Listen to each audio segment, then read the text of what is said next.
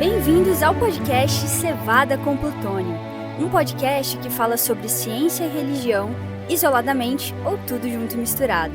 Bem-vindo todos a mais um programa Cevada com Plutônio. E hoje a gente vai trazer um tema que foi muito discutido nas últimas semanas e até hoje, que é o triste falecimento de Juliana Marins, aquela brasileirinha que foi fazer uma trip, foi fazer uma viagem de turismo, uma viagem dos sonhos dela lá na Ásia. E infelizmente passou por um problema gravíssimo, passou por aquele perrengue lá, infelizmente se acidentou e chegou a falecer caminhando num parque lá da Indonésia. Só que a gente, obviamente, vai falar um pouco mais sobre essa questão de montanhismo.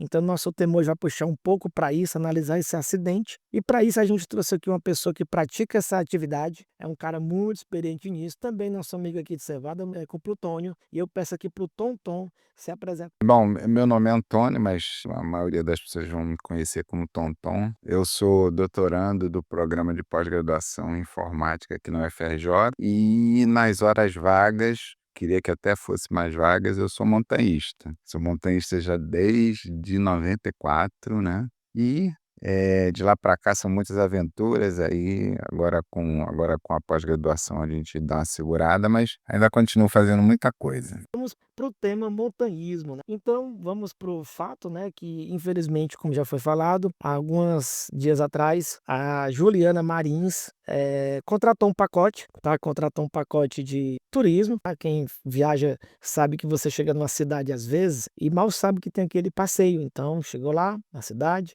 contratou esse passeio, não sei se já estava programado antes, mas o fato é que ela contratou. E durante a caminhada, lamentavelmente, ela caiu da borda em algum trecho muito estreito, e no que ela caiu, realmente ela se machucou muito e veio a óbito. Depois de estava incomunicável, não conseguia receber, ninguém tinha acesso a ela, as equipes de resgate não estavam de prontidão para resgatá-la, e ela enfrentou frio, enfrentou a queda, enfrentou sede, fome, enfrentou as piores condições possíveis de sobrevivência, e infelizmente depois de 4 dias, o Brasil com certeza inteiro orando por ela, ela foi identificada como falecida, como morta, não desistiu, e teve seu corpo resgatado, né? Então assim, esses são os fatos em geral que a gente teve. Esse é um parque que fica lá na Indonésia, é um parque que, dentre outros atrativos, tem um vulcão ativo lá dentro, e é muito comum parceiros turistas que eles querem dar uma olhada, né, e caminham em torno desse vulcão para poder ver a boca dele, para poder ver esse fenômeno geográfico, né, essa questão geológica. Com certeza, eu pessoalmente gostaria muito de conhecer um vulcão. Eu posso falar que eu estaria um candidato a fazer essa caminhada. Mas, Tonton, eu gostaria de perguntar para você o que é que você, até pela sua experiência de montanhista também, a gente também, e o que a gente sabe desse acidente, obviamente, é o que a gente está vendo pela imprensa, e o que é que você poderia falar sobre primeiro, sobre esse tipo de passeio, né, esse passeio na natureza, essas caminhadas, e sobre esse tipo de acidente, lembrando que não eram, os turistas do grupo aparentemente não eram pessoas com experiência em escalada, em montanhismo, aparentemente eram pessoas comuns, que foram dar uma voltinha lá e conhecer um lugar bonito.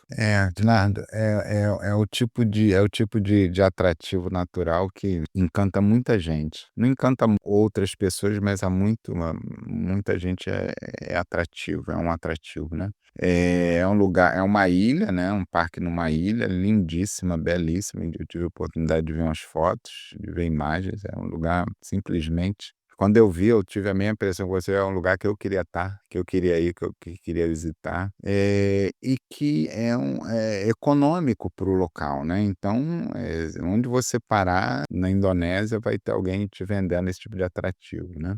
E junto com esse atrativo, eles vendem as facilidades, né? Então, por exemplo, você chega lá, eles vão te oferecer a trilha, né? Para você chegar no cume, né? O vulcão, o Monte Rinjani. Eu não sei se o vulcão também tem esse mesmo nome, mas a montanha é o Rinjani. Te mostram sempre muito, com as fotos muito bonitas, né? Você tem alimentação, você tem porteador para levar, você tem barraca, você tem banheiro e a guiada, né, você paga a guiada, né. Consta que na entrada do parque você faz alguns exames, né, tipo pressão, você mede o oxigênio no sangue, você faz algumas medidas assim e sobe. Só que assim, é uma trilha que assim, tecnicamente, ela não é das mais difíceis que você vai encontrar pelo mundo, não é as mais difíceis, mas mesmo não sendo a mais difícil, uma das mais difíceis, pelo que eu vi, você precisa ter um condicionamento físico mínimo para fazer a caminhada até o cume. É um cume de 3.726 metros, então é alguma coisa grande para você pensar. No Brasil, nossas montanhas não passam de 3.000 metros, é 2.900 e alguma coisa, né? Até essas que a gente tem aqui no Brasil, a gente precisa ter um condicionamento físico adequado. Você precisa ter um equipamento que te atenda nesse ambiente, né? Então você precisa ter uma mochila boa, né? Você precisa ter um bastão de caminhada, um calçado adequado, você precisa ter roupa adequada para isso. E o que você menos vai ver, pelo menos das imagens que eu vi, dos canais que eu vi na internet, são pessoas com equipamentos adequados para fazer esse tipo de aventura, né?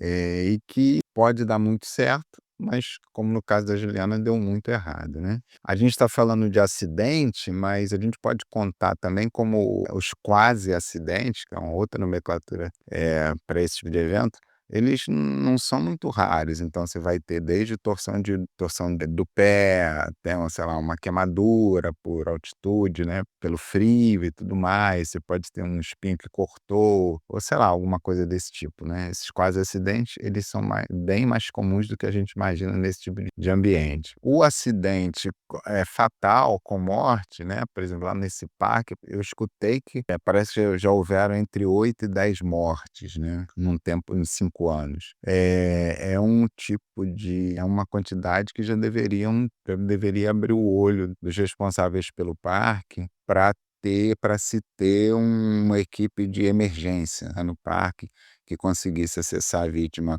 dentro de uma janela de tempo que facilitasse o resgate, que encontrasse a vítima ainda viva e tudo mais, né. Então, se você tem alguém vendendo todas as facilidades que a gente comentou aqui, e a pessoa tiver esse ímpeto, né, esse ímpeto da aventura, talvez ela não esteja muito preocupada com se tem equipamento, se tem condição física, não, ela vai, né.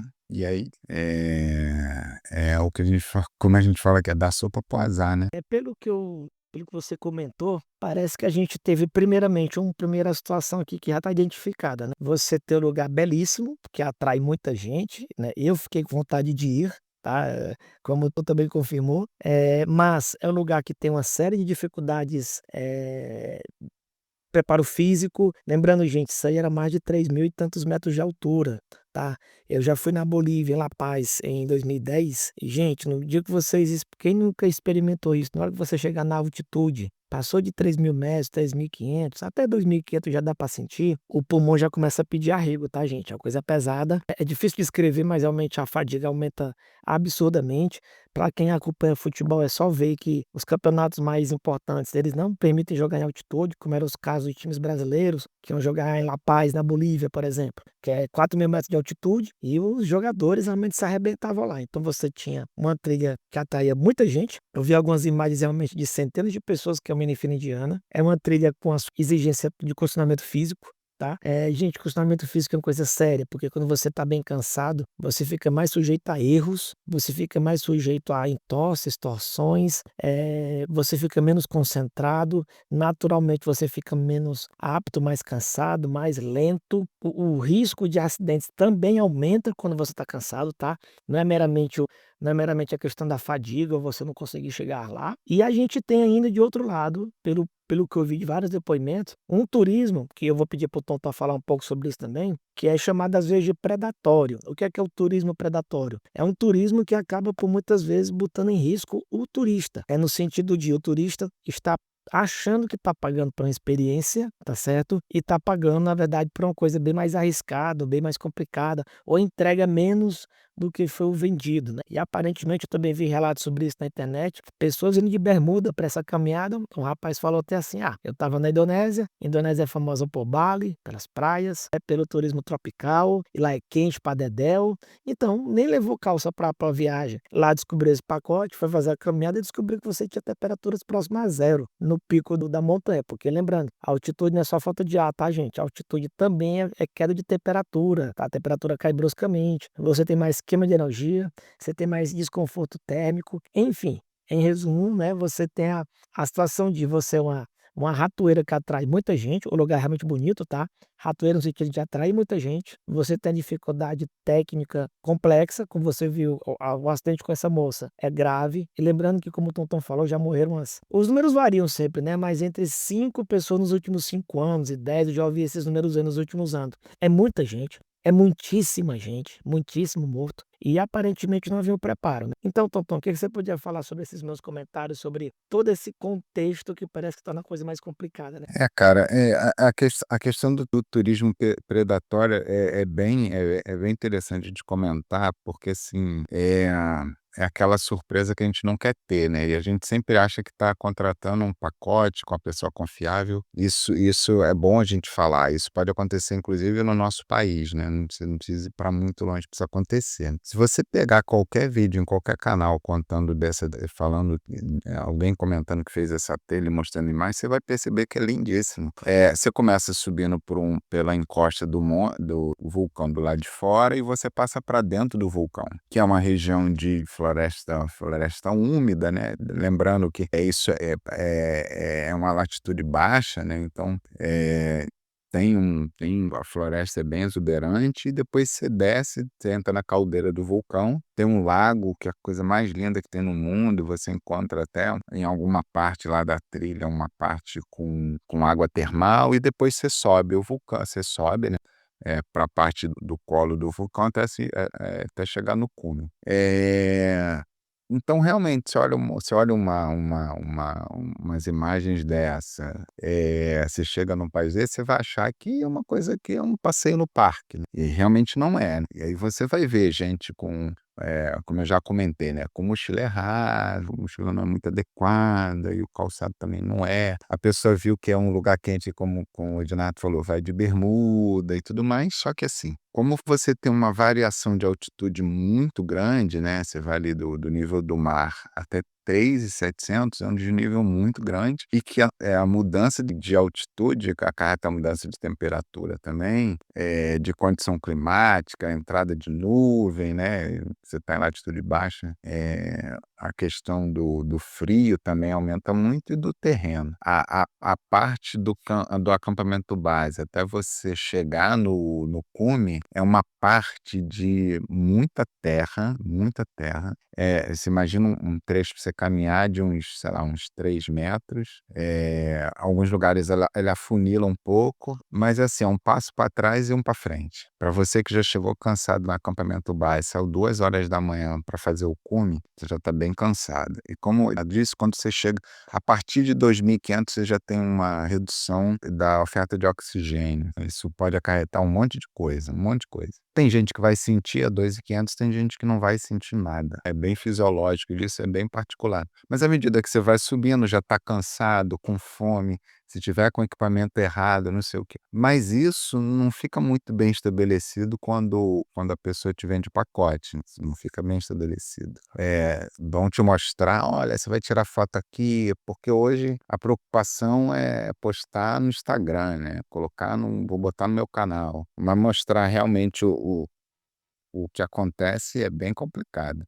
O que pode acontecer em qualquer lugar do mundo, inclusive aqui no Brasil, né. Vou dar um exemplo. Aqui no Rio de Janeiro tem um atrativo natural que todo mundo conhece, que é o Pão de Açúcar, e que tem muita gente que vende esse atrativo, né. Você consegue fazer uma caminhada, que a gente chama de escalaminhada, porque no meio dela tem 2 lances de escalada. Você olha a imagem, você quer subir, porque realmente é um lugar belíssimo, você vê o rio de uma outra dimensão, não tem costume de ver. E aí tem gente que vende e você vai fazer o negócio. É bem cansativo, é curto, né, a caminhada não é longa, mas é bem cansativo, que é sempre subindo, tocando pro alto, né.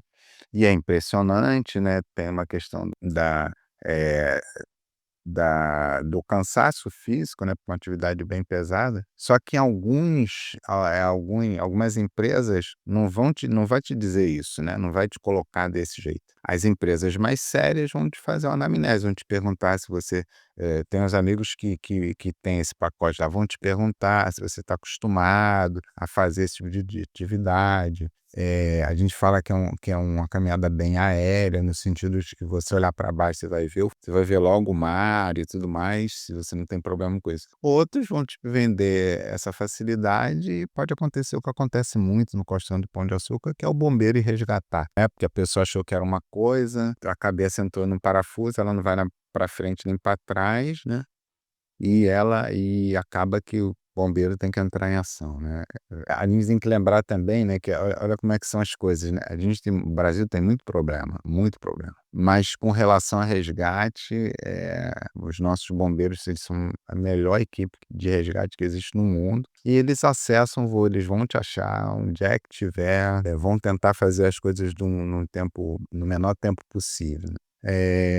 Mas a gente não pode ficar contando com resgate, né, a gente tem que realmente fazer o nosso papel, né, olhar, ver se a empresa é uma empresa séria e não só olhar a empresa, mas olhar pra gente. Às vezes eu não estou com condicionamento, não estou treinando para fazer esse negócio, vou fazer uma coisa um pouco mais fácil, um pouco mais simples. A questão do direito ao risco, né, que é um tema muito discutido dentro do meio, de montanha, né, é porque hoje você vê assim, tem gente, com os comentários, né, na internet, você deve ter visto isso. "Ah, por que que ela foi fazer lá? Não tinha nada que ter lá ido lá. Ah, por que que não vai visitar um Paris? Por que que não vai visitar, sei lá, Londres, que é mais tranquilo?" As pessoas os lugares estão lá para serem conhecidos e as pessoas decidem se elas querem ir, ter essa liberdade. E o direito ao risco está colocado. Só que o direito ao risco é o direito da pessoa estar livre para passar por aqueles momentos, né. O direito que ela tem. Só que assim, ninguém está indo para uma atividade como essa para morrer, né, para, né, passar de grandes dificuldades. Ela tá para passar por aquela experiência, eu não sei o que que ela foi buscar, né, mas as buscas são as mais variadas possíveis, mas você quer voltar vivo, com boas memórias, com muita foto, né, é isso que você quer. Foi muito bem lembrado da sua parte a questão dos bombeiros, né, uma coisa que, eu sou dessas pessoas, gente, que quando entra na internet, como quase todo mundo, os comentários muitas vezes são muito mais legais do que a notícia mesmo, né. Mas eu fiquei muito impressionado com a quantidade enorme, assim, beirou a unanimidade de pessoas que disseram: "Se fosse no Brasil, ela teria sido resgatada". Eu complementaria, se fosse no Brasil, talvez ela não tivesse sido resgatada com vida, mas haveria equipes muito de prontidão para estar lá, né. Você poderia falar um pouco do que você conhece, você que está nesse circuito, o que é que a gente tem de rede de segurança, né, como é que se você for fazer hoje uma escalada, já vi fotos suas fazendo escalada, tá. Como é que é, você avisa para alguém, combina, tenho parceiros, como funciona hoje uma escalada? Eu tô falando, não foi o caso dela, tá, gente, ela não fez uma escalada, o que ela fez foi um hiking, né, uma caminhada, tá certo? Com a dificuldade, mas não era uma escalada, mas acaba sendo parecidas a os circuitos.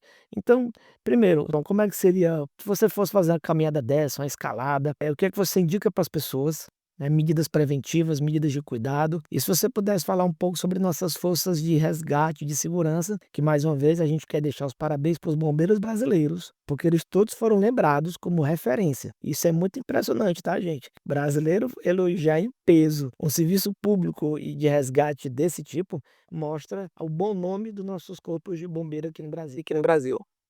Assim, o que eu vou falar vai servir, boa parte vai servir para escalada, para trilha, para caminhada, para qualquer coisa, né.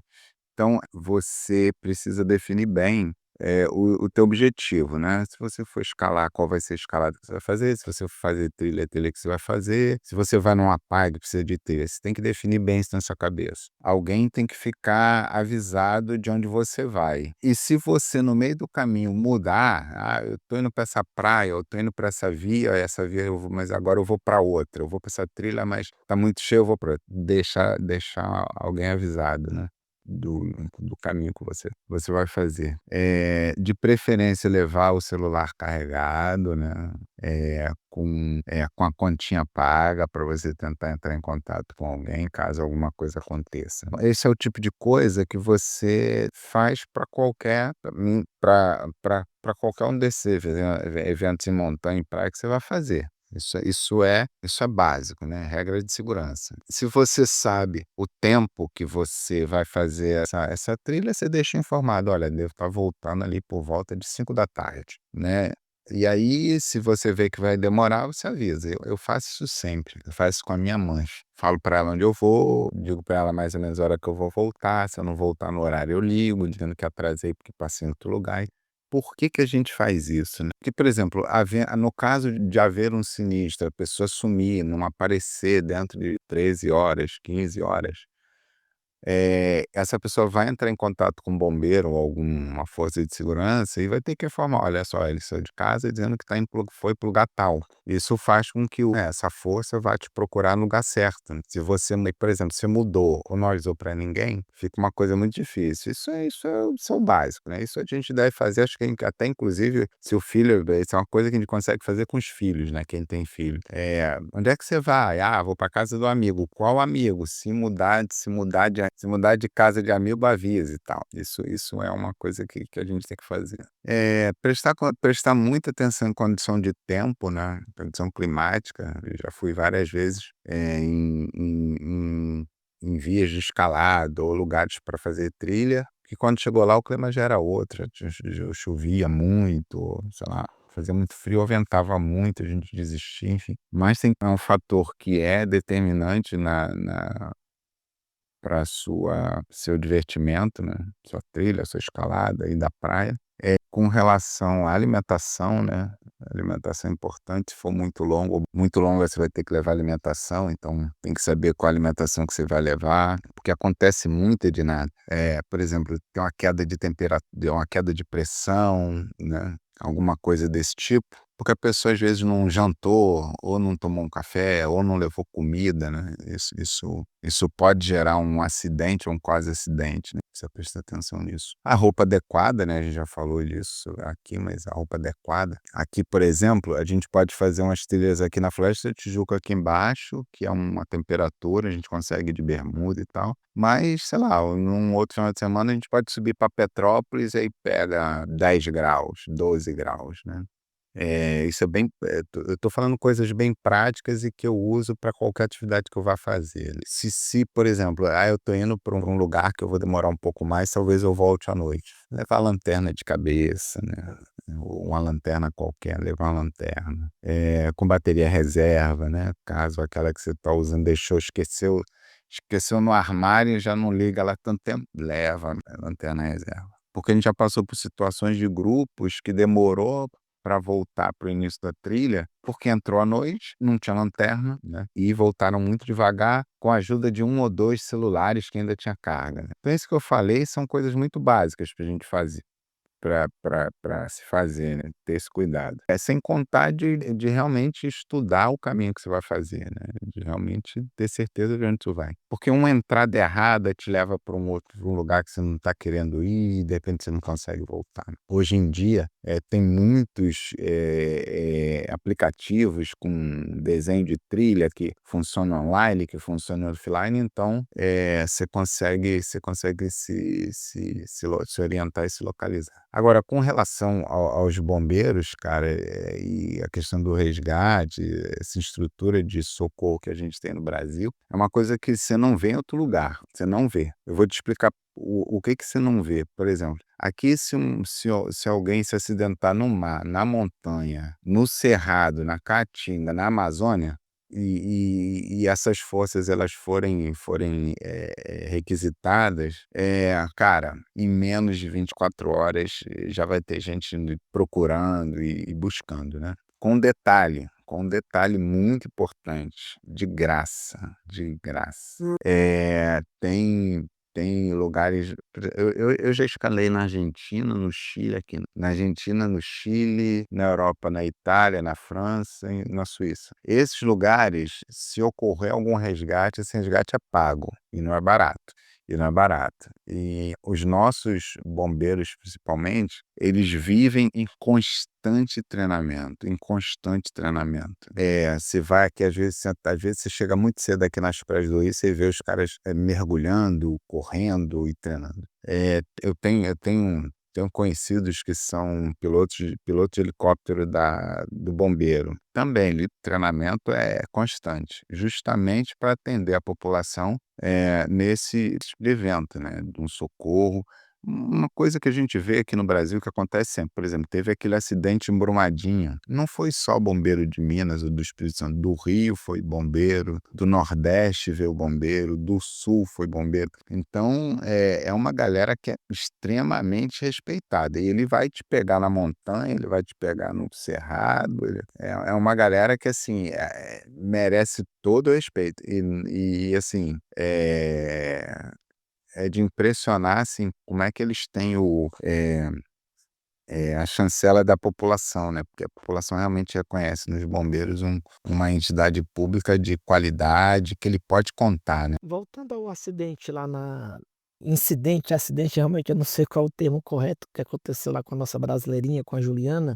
O que é que você pode falar sobre a técnica ou como foi esse resgate, né? Eu vi que chegaram as equipes muito profissionais, chegou uma turma lá realmente muito bem equipada, né? A imagem daquele resgate, eu acho que Ang, esqueci o nome dele agora aqui, mas enfim, fale das técnicas, por que que não era só botar uma corda e descer? Pronto, vou logo direto para essa pergunta. Não era só botar uma corda e descer não ali? Parecia fácil, não? E chegar nesse momento. Então, como eu falei, para chegar no lugar, né, para chegar no lugar que ela caiu, ela andou 2 dias, né, então muito provavelmente estivesse bem cansada, e pela imagem que a gente tem, aquela imagem que eles tiram do drone, ela não estava com a roupa que fosse adequada para aquele ambiente, né. Ela foi deixada para trás, uma coisa que também a gente deve prestar atenção, a gente falou desse negócio de turismo predatório, por exemplo, a gente viu uma imagem dela na entrada do parque, tirada pelo guia dela, que era um rapaz muito novo, mas até aí ele podia ser uma pessoa novo, mas bem experiente, mas era 1 para 5, que é o que a gente é uma quantidade muito pouca, né, de guia por pessoa. E, pelo que eu entendi, até a hora da queda dela, o pessoal continuou para frente, ele continuou também, depois ele voltou, não encontrou ela, ela tinha caído, sei lá, muitos metros, né. E aí começa o problema, né, porque naquela altitude as coisas têm que ser rápido por causa de mudança de tempo,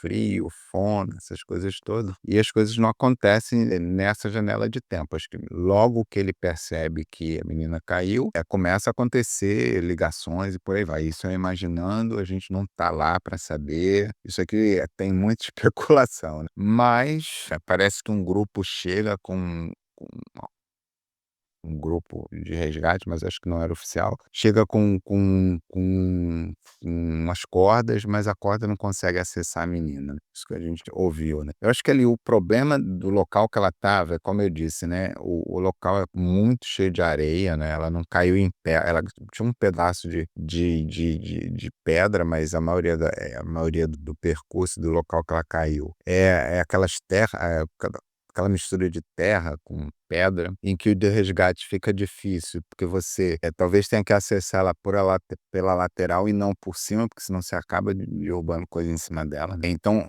esse resgate eu acho que, era bem delicado, né, porque ela estava muito longe, né, então eu não sei como é que era, não sei como é que funciona a questão do resgate naquele país, mas tem uma corda de 500 metros, 600 metros, ou juntar um monte de corda de franchas para acessar ela, né. Hum, esse rapaz, né, que a gente acabou virando o xodó do brasileiro, né, esse malai que foi lá, subiu, levou a quantidade de corda que ele achava ideal e realmente conseguiu chegar nela e passou a noite com ela, né. E ele passa a noite com ela, parece que ela já estava para ela não continuar caindo, né, porque, como a gente já comentou, o chão lá desliza por ser formado por terra e pedra. Ele fica lá e no outro dia somente que chega uma equipe de resgate, bem preparado, com maca, com a maca específica para arrastar ela para cima, com corda suficiente, com equipamento de tração para puxar ela para o alto. pelo que eu vi, material não falta, material tem, material tinha. Parece que os operadores do resgate sabiam o que estava fazendo, pelo que eu vi, né, as poucas imagens e vídeos, sabiam o que estava fazendo, só que o problema ali foi realmente o tempo, né, o tempo, pra chegar no local, para acessar o cume, para jogar, para, né, armar o equipamento, porque não é fácil. Quem viu foto do lugar, viu que não tem nenhum lugar para você ancorar uma corda, para você fazer qualquer tipo de segurança para acessar a moça. Mas eles tinham muita coisa, né, e eles conseguiram fazer. No outro dia conseguiram fazer com que a moça chegasse à trilha e depois levasse, né, ela foi levada para baixo. Eu gostaria de comentar também sobre esse assunto, que a minha experiência com trilha é pequena, bem pequena. Eu fiz 2 ou 3 caminhadas um pouco mais longas lá na Patagônia Argentina. Não foi escalada, tá, gente? Não foi montanhismo, não fiz alpinismo, nada disso. Fiz uma caminhada também em Machu Picchu, também, né? Curta, essa bem curta também. Mas da experiência que eu tenho é o seguinte: agora eu vou falar um pouco do parque, né? A Indonésia é um país pobre, a gente sabe disso. Tá certo? Realmente a gente não pode esperar uma equipe gigantesca, né? Ali parece que é um lugar remoto, então realmente não dá para exigir um batalhão especializado em bombeiro lá, né? Então vamos dar esse desconto. Mas lembrando que é um lugar que já tem relatos de dezenas de acidentes, dezenas, alguns mortos. Gente, um morto é muita gente. E eu não estou falando apenas do ponto de vista é, cristão, de que toda vida importa, claro que isso é verdade, mas um morto é muito morto, tá, gente? É muito morto. A taxa de sobrevivência tem que ser sempre 100% no lugar desse, tá certo? Mesmo em esportes mais perigosos, com mais riscos, é uma taxa ainda você ter quase 2 mortos por ano, um sinal amarelo grande. E na minha experiência com caminhadas, mas agora na Patagônia Argentina e Patagônia Chilena, que eu fiz 2 parques lá, a gente quando entra no parque, por exemplo, geralmente já tem para começo de conversa um guia para te dizer os riscos do parque, quais são as trilhas principais, e os próprios mapinhas que a gente ganha já falam, ó, essa trilha aqui é para quem é experiente, essa trilha aqui é fácil, essa é difícil, essa é mediana, essa aqui é apenas para alpinistas experientes. Então, a gente é bem avisado do que é certo ou errado, tá certo? E no caso eu fui sozinho, fiz a caminhada sozinho no caso porque eu não tinha companhia, mas você sempre cruza com pessoas no caminho. Mas eu queria destacar também a questão do parque. Então a minha maior crítica que eu tenho a esse parque é o seguinte: por mais que seja um país pobre, e é um país pobre, eu acho que certas coisas, a pobreza não é desculpa, tá bom? Então, por exemplo, uma trilha como essa, minimamente já deveria haver um trabalho muito mais forte de conscientização com os turistas disso tudo que o Tonton falou, né? Equipamento, época do ano, temperatura, né? Deveria haver um trabalho mais responsável junto às agências de turismo e ao próprio parque sobre isso. Em um lugar que todo ano tem tanto acidente, você já tem que pegar algumas trilhas e sim restringir o acesso, quantidade de turistas também por dia, mais sinalização, tá? Por exemplo, pelo que eu entendi, Tonton, esse passeio que ela fez, você tinha um passeio curto, que era de 2 dias e 1 noite, se eu não me engano, e você tem um passeio de 3 dias, 4 dias, quer dizer, vende-se às vezes um pacote barato para poder ter mais turistas, porque, né, quanto mais datas de viagem, menos turistas, né? E às vezes você vende um pacote mais barato, mais rápido, mas é um pacote com mais riscos. Tanto é que eu também vi relatos de turistas comentando que tinham que caminhar de noite, no escuro. Não necessariamente isso era preciso, tá? Não conheço as trilhas, mas quando você tem uma trilha muito mais rápida, naturalmente você tem que caminhar mais tempo, e especialmente no escuro. Parêntese, tá, gente? Tem trilha que realmente tem que ser puxada. Tem trilha que você não tem como parar no meio do caminho, tá? Tem trilha que você tem que dar aquele tiro e ir até o fim e voltar. Não tem como parar para dormir no meio do caminho. Mas, de qualquer forma, é um parque que já está bem avisado desse tipo de acidente. Tá certo? Teve que ter muita repercussão internacional para poder pensar em fechar a trilha, lembrando, porque fechar a trilha é importante, como o Tonton explicou. A trilha é estreita, você tem ali 15, 20, 30 pessoas querendo levar equipamento e tá tendo que cruzar com turista e com outras pessoas o tempo todo, naturalmente isso atrapalha o resgate. E cada minuto, cada hora de atraso pode ser fatal para a vítima, né? Isso é tudo acumulativo. Então, Tonton, o que você podia falar da sua experiência com os parques? Você que é um cara bem viajado, como é que aí pelo mundo, os cantos que você passou, esse cuidado do parque com a segurança dos seus visitantes? Então, Primeira experiência muito positiva que eu tive com o parque foi em Chaltén, acho que você esteve por lá. Em Chaltén eu fui em 2012, no final do ano, né, fui no verão para escalar lá para o Chaltén e fazer uma travessia de campo de gelo, chamada de Travessia do Campo de Gelo Sul, que é uma travessia de 85 quilômetros com um terreno misto, bem misto. Floresta, moraina, gelo, glaciar e por aí vai. E a gente chegou no primeiro que você pega o ônibus na rodoviária em Calafate, quando você chega em São Chaltén, você não desce primeiro na rodoviária. Você desce no centro de visitantes, você desce do ônibus, ele vai te contar toda a história da cidade e tudo mais. Vai te perguntar o que você vai fazer lá e dependendo do que você vai fazer, você vai conversar com um ou com outra pessoa. Se você for um visitante normal que vai ficar pela cidade, ok, isso é liberado. Mas como a gente vai fazer essa travessia de Campo de Gelo e escalar, a gente foi atendido por um outro guia que deu outras orientações, né? Que é uma coisa muito, muito interessante, que apesar dos nossos parques aqui no Brasil serem organizados, mas, por exemplo, na minha cabeça, depois de ter essa vivência, quando você chegasse na Floresta do Tijuca, o primeiro lugar que você teria que ir é no centro de visitantes, que aí o cara ia ali falar do parque, falar das trilhas do parque, tem trilha que é para iniciante, trilha que é para médio, trilha que é mais para mais avançado e tudo mais, fora contar a história, né, que eu acho que é bem interessante, isso a gente não tem. E que, assim, no Rio, a gente tem, por final de semana, a gente tem algumas histórias de acidente. A gente fez umas escaladas, aí foi escalar, não foi trilha, no Chile. A gente não fez escalada em parque, mas a gente fez numa região que era administrada pelo exército chileno. E a gente teve que passar no lugar, mesma coisa, contou a história, não sei o quê, perguntou pra gente que via que a gente ia fazer, quanto tempo a gente queria pensar, estava pensando em voltar. Ele olhou nosso equipamento para ver se estava tudo certo, perguntou se tinha lanterna, comida e água. Agora, eu lembro, cara, que quando eu comecei a fazer trilha, né? Eu comecei a fazer escalada, depois eu comecei a fazer trilha. Mas eu atravessei a Petrópolis, Teresópolis aqui no Rio de Janeiro, em Petrópolis e Teresópolis. Você sai de Petrópolis e vai para Teresópolis, dentro do Parque Nacional da Serra dos Órgãos. Eu lembro que quando a gente entrava, hoje ainda é assim também. Eles pediam para você abrir a sua mochila para ver o que tinha. Se você estava levando comida, fogareiro, água. E outra coisa, cara, olha que interessante. Eles vinham e se você estivesse levando alguma garrafa, eles pediam para você abrir para ver se não tinha álcool. Porque, cara, pasme, tem muito acidente que se dá porque a pessoa leva álcool para esse tipo de coisa. Porque o álcool te tira a saciedade, você não come. Só que você vai bater uma trilha lá, sei lá, de 8 quilômetros com desnível de 600 metros. Cansativo demais. Então eles olham isso tudo aqui, né?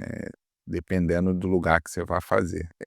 Eh, então eu tenho boas experiências com aqui, pelo menos as coisas que eu fiz, né, com os centros de visitantes. Uma que tipo assim, se eu chegar em qualquer parque, é um lugar que eu vou procurar, porque eu já gosto, né, mas as pessoas normalmente não gostam, já quer sair logo pra trilha ou pra cachoeira, pro cume de alguma coisa. Não, é um lugar que eu gosto, acho interessante. Aqui no Rio, diferente de Chaltén, não é obrigatório, a menos que você vá fazer essa travessia Petrópolis-Teresópolis, eles vão olhar, mas eu acho bem interessante, cara. Acho que a gente podia ter um olhar um pouco diferente para esse tipo de coisa, né? Aqui no Rio, eu não sei se onde você mora é assim, mas aqui no Rio a gente teve um boom muito grande de atividades em montanha. Então, final de semana aqui, qualquer montanha que você vá no Rio de Janeiro, qualquer parque, sei lá, está sempre muito cheio, muito cheio. Pedra da Gávea, né, que acho que vocês conhecem, é um atrativo muito conhecido. Final de semana é impraticável. Tijuca, né? O Pico da Tijuca. É impraticável, é muita gente. E muita gente na trilha, você tem, além de problemas de acidente, o impacto, né? Que aí impacto ambiental em trilha é outra conversa. A gente marca um outro dia para falar sobre isso. Interessante. Tonton, a gente falou que o programa, eu acho que ele até assustou algumas pessoas, tá certo? E com certeza esse não é o tom do programa. Pelo contrário, a gente procura ser, né? A gente está tratando desse acidente, infelizmente, com a Juliana, né? Deus conforte o coração da sua família, né, mais uma vez a gente avisa isso, né, a gente relembra. Mas pode falar um pouco sobre a como é que você virou, eu não sei, escalador, alpinista, não sei qual nome que eu dou para isso, mas fale um pouco sobre a diferença de hiking para trekking, para alpinismo, para montanhismo. Fala um pouco sobre as atividades, na natureza, especialmente em alturas, em altitudes diferentes. Você podia falar um pouco sobre isso? E da tua experiência, o que é que falta para o Brasil ter um maior nós somos um país baixo, digamos assim, a gente não tem Alpes, como você falou, a gente não tem grandes picos, mas nós temos nossas serras, nossos montezinhos e temos também o Cerradão, você tem trilhas também de bike, tem caminhadas longas também, não é só montanha, né. O que é que primeiro fala um pouco da sua experiência, como é que você pegou gosto por isso, né, e outra coisa, o que é que você acha que falta no Brasil para esses esportes se desenvolverem mais. Lembrando sempre, gente, que além de ser um prazer para o corpo tremendo, prazer para a alma, natureza no talo, digamos assim, movimento economia, assim. Você tem vários pontos de apoio no caminho, você sai dos eixos principais, você acaba explorando áreas mais desertas do país, áreas mais protegidas. Enfim, Totó, fale um pouco aí sobre isso que eu comentei. Cara, eu vou falar um pouco da minha experiência, né. Eu fui desbravador, né, aos 9 anos de idade, entrei para o clube. Eu digo aos 9 porque, assim, eu faço aniversário no meio do ano. Fiz aniversário no último dia 12 de junho, no meio do ano. Só que todos os meus amigos fazem aniversário no começo do ano. Então todos os meus amigos entraram no clube e eu não ia entrar, porque eu só faço no meio do ano, eu só ia entrar no outro ano. E aí, eu comecei no clube junto com todo mundo mais novo. E assim, clube é um ambiente maravilhoso para você ter esse primeiro contato com a natureza, né. Tem uma questão apresentam pra gente uma questão de segurança, né, de como se portar dentro da montanha, né, e acampamento e essas coisas todas. E a gente vai pegando gosto, né, gostando de acampar aqui no Rio de Janeiro. É uma facilidade muito grande a gente poder acessar um ambiente natural e comecei com isso. E aí, eu não sei se bom, todo mundo, acho que quem foi desbravador já participou de Campori. Eu participei de um Campori, em 94, já estou aqui, entregando minha idade, é um Campori da divisão sul-americana. E lá, cara, tinha um muro de escalada, que eu nunca tinha visto aquilo na minha vida. Um muro de escalada. Eu vi o pessoal subindo, eu não saí dali de perto, cara. Não saí dali de. E aí fiz amizade com um cara e eu escalava todo dia, escalava todo dia. O cara virou. No final do programa, o cara virou pra mim e falou assim: Cara, você mora onde? Eu falei: Moro no Rio de Janeiro. Ele, putz, cara, faz um curso de escalada. Me deu o endereço de uma loja, Sherpa. E aí era perto do meu trabalho, eu trabalhava já na época. Eu fui lá na loja, combinei uma aula, né, para saber se eu ia gostar ou não. Fiz uma aula, fiz o curso de escalada em 94, 95 fiz o curso de escalada. E assim, a dificuldade, assim, de quem fazia, né, naquela época um curso de escalada que não fosse de excursionismo, era de combinar de ter alguém para escalar junto contigo, com você. Arrumei um amigo que era do clube, Marcelo Braz, ele levava ele para escalar, ele escalava também, e depois outros foram se juntando. Só que em 99 eu fui trabalhar numa loja de material de escalada, que funcionava do lado da Igreja Adventista de Botafogo. Trabalhei lá e fazia a faculdade de matemática à noite, trabalhava lá de manhã. E aí fazendo muitas amizades, né, muitas amizades e conhecendo pessoas. E assim, se organizava: vamos para Petrópolis escalar, vamos para Teresópolis, vamos para Friburgo, vamos para Minas, vamos para o Espírito Santo. E aí essa coisa foi tomando corpo, né. Eu tenho muitos amigos da escalada, eu tenho grandes amigos da escalada, grandes amigos. E aí, a primeira em 2006, a gente combinou, eu e mais um casal de amigos, Felipe e Helena, da gente ir para Argentina, escalar em rocha e tentar fazer uma alta montanha. Aí a gente já tá mudando de ambiente, né, escalava aqui, fazia as coisas aqui pela florestas tropicais, escaladas por aqui, caminhadas por aqui, e a gente resolveu ir pra Argentina, né. A gente escalou nessa temporada, acho que 2 semanas em Arenales, é escalada em rocha mesmo. Como é alta, a gente já aclimatou e naquela temporada a gente foi eu e Felipe, Helena teve que voltar para o trabalho, hora a gente foi pra outra montanha, e aí eu tive minha primeira experiência com ambientes com um pouco oxigênio. Foi interessante, mas eu era bem novo, a gente conseguiu aclimatar bem, só que o nosso problema foi o seguinte: a gente chegou a 4.400, a gente foi informado pelo guarda-parque que o tempo ia mudar, ia nevar pelos próximos 4 dias, a gente resolveu voltar, porque a gente não tinha um equipamento muito bom e a gente não tinha tempo, e a gente voltou. Um tempo depois a gente voltou, eh, mas não foi, a gente não foi para outra montanha, a gente voltou para análise, esses lugares que tinham as escaladas em rocha. Aí depois, muito tempo depois, 2011, a gente voltou para tentar de novo fazer o cume do El Plata, que a gente não tinha conseguido fazer na primeira vez em 2006. Também não deu muito certo, eu aclimatei muito mal, passei mal a 3.850. Tentei chegar, fui a 4.400 para ver se melhorava, não melhorei, voltei, o pessoal conseguiu subir um pouco mais, a 5.200, mas também não fez cume, voltou.